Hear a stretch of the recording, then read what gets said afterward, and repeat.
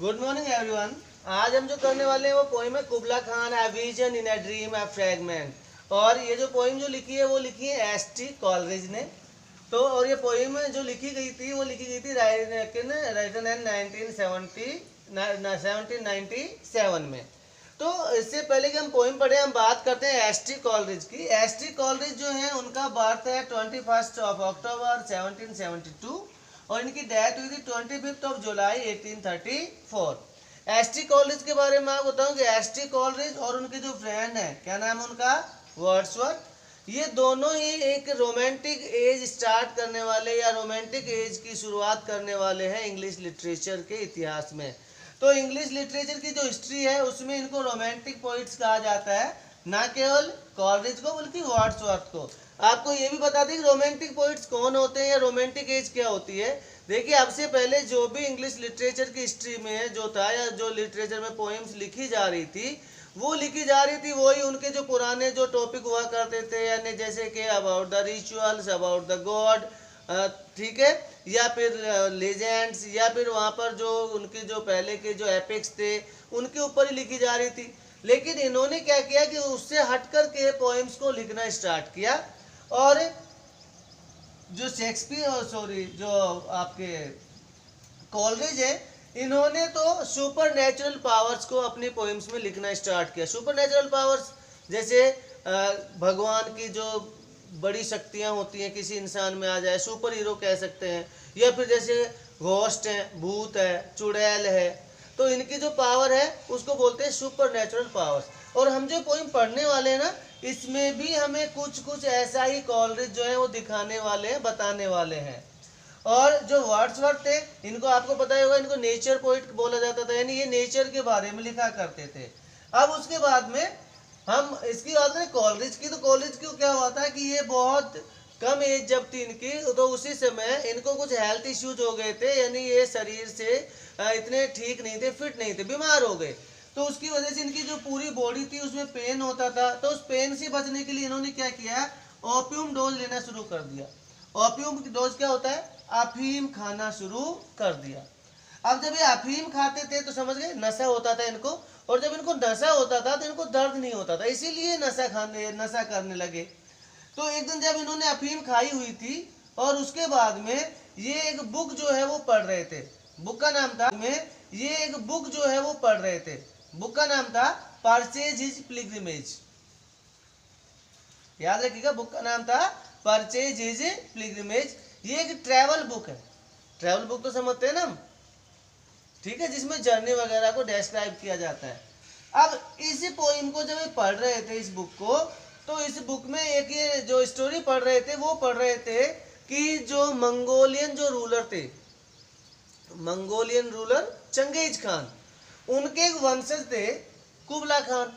ये उनके बारे में उसको उस पोइम में, उस बुक में पढ़ रहे थे। अब इनको पढ़ते पढ़ते क्या हुआ, नींद आ गई। जब इनको नींद आ गई तो इन्होंने जो पढ़ा था वो तो जो भी था ठीक था, पर उनको सपने में कुछ नया अलग ही दिखाई देने लगा।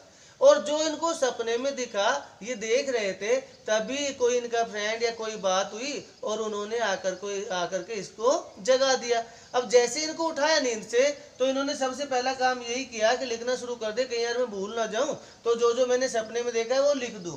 और इसीलिए देखो यहाँ नाम लिखा है इसका, विजन इन अ ड्रीम। एक ड्रीम में देखा गया विजन, एक सपने में देखा गया सपना, ठीक है। तो एक सपने में इन्होंने ऐसा कुछ देखा था और उसको इन्होंने लिखना शुरू किया। इन्होंने सोचा कि मैं ज्यादातर जो भी देखा है ना सब लिख देता हूं, पर ऐसा हो नहीं पाया, ये केवल 54 लाइन से लिख पाए। इसलिए हमारी जो पोइम है ये कितने लाइन्स की है, बस 54 लाइन्स की है, तो थोड़ी बड़ी पोइम है।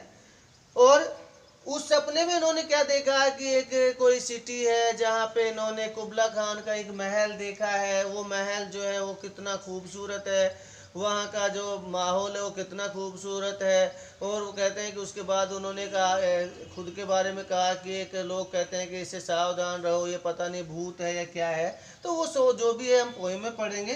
तो उससे पहले इसके हार्ड वर्ड्स ले लेते हैं। वेनिंग, वेनिंग यानी होता है घटता हुआ। बेसिकली इसको ना चंद्रमा जो होता है, चांद जो होता है उसके लिए यूज करते हैं कि चांद क्या होता है कि आपका जो महीने का फर्स्ट हाफ होता है 15 दिन, उसमें चांद घटना शुरू होता है। तो कहते हैं ना अंधेरी रात हो जाती है या चांदनी रात हो जाती है, तो चांद का घटना और बढ़ना, तो घटना वेनिंग कहलाता है। डेमन लवर, वो लवर जो डेमन है, डेमन यानी होता है दुष्ट, बुरा, राक्षस, और लवर यानी लवर, तो बुरा जो लवर होता है उसको कहते हैं बेवफासिक।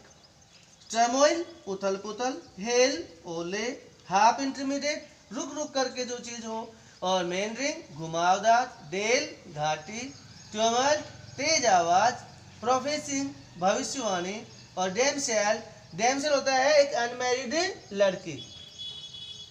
डिक्री, डिक्री मीन्स होता है order. Pleasure Doom, pleasure Doom यहाँ पोएम में महल के लिए इसको यूज किया है। पैलेस।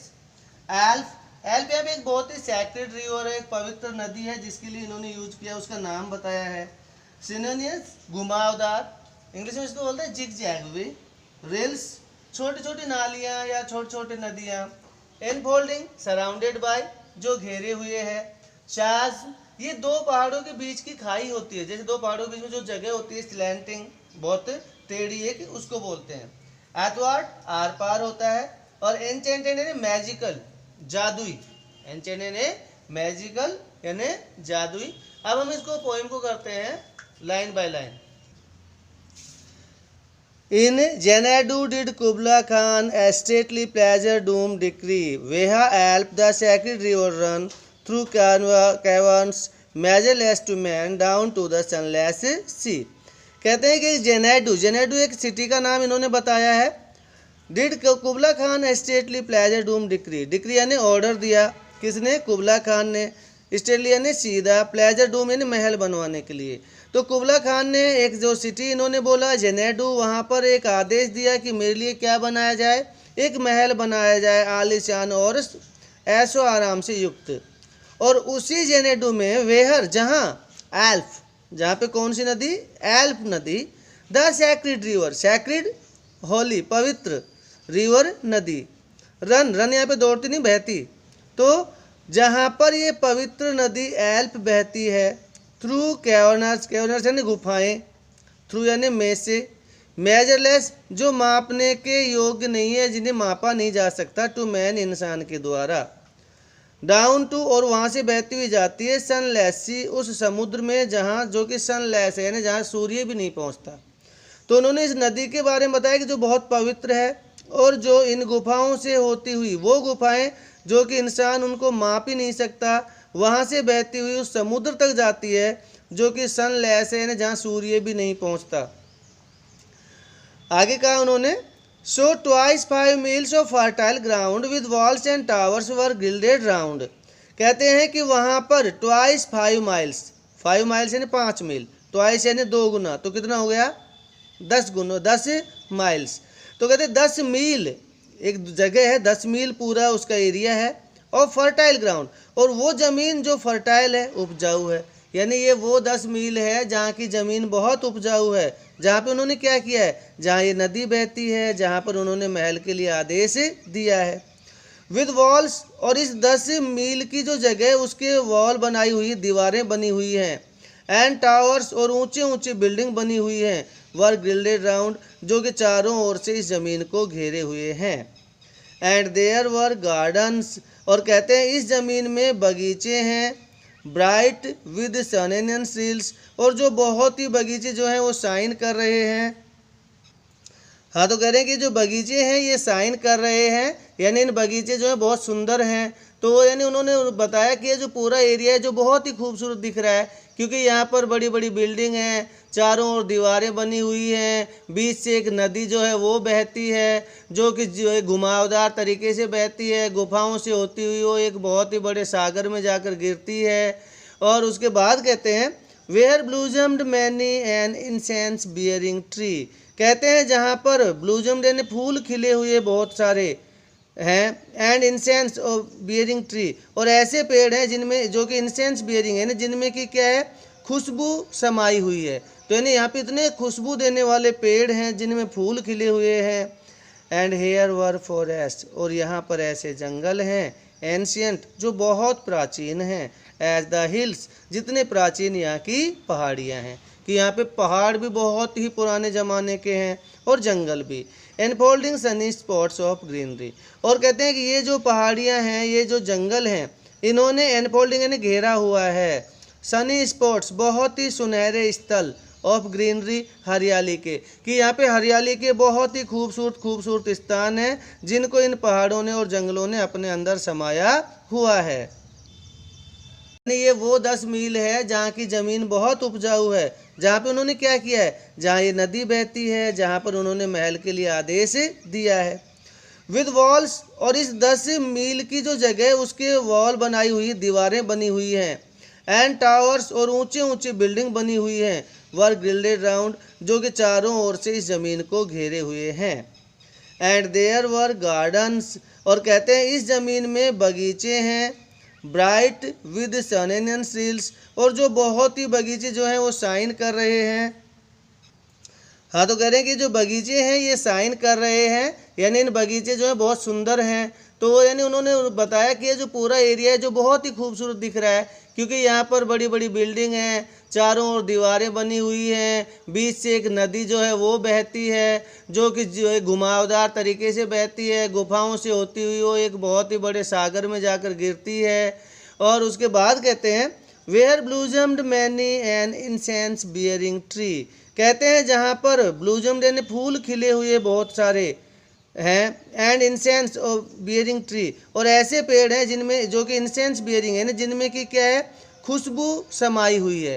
तो यानी यहाँ पे इतने खुशबू देने वाले पेड़ हैं जिनमें फूल खिले हुए हैं।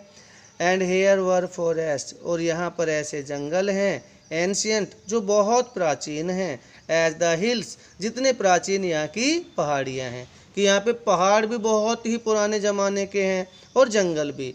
एनफोल्डिंग सनी स्पॉट्स ऑफ ग्रीनरी, और कहते हैं कि ये जो पहाड़ियाँ हैं, ये जो जंगल हैं, इन्होंने एनफोल्डिंग यानी घेरा हुआ है सनी स्पॉट्स बहुत ही सुनहरे स्थल ऑफ ग्रीनरी हरियाली के, कि यहाँ पे हरियाली के बहुत ही खूबसूरत खूबसूरत स्थान हैं जिनको इन पहाड़ों ने और जंगलों ने अपने अंदर समाया हुआ है।